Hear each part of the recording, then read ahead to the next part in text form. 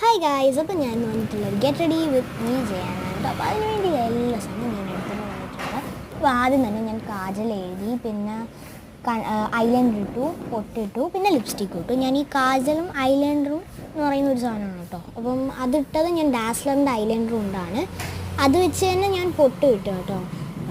പിന്നെ അത് കഴിഞ്ഞ് ഞാൻ ഇട്ടത് ലിപ്സ്റ്റിക്കാണ് കേട്ടോ. ഞാൻ സ്റ്റുഡിയോന്ന് 3 ഷെയ്ഡ്സ് വാങ്ങിച്ചിട്ടുണ്ടായിരുന്നു. അതിൽ ഒരെണ്ണമാണ് ഞാൻ ഇട്ടത്. ഈ 3 ഷെയ്ഡ്സാണ് ഇതായത്.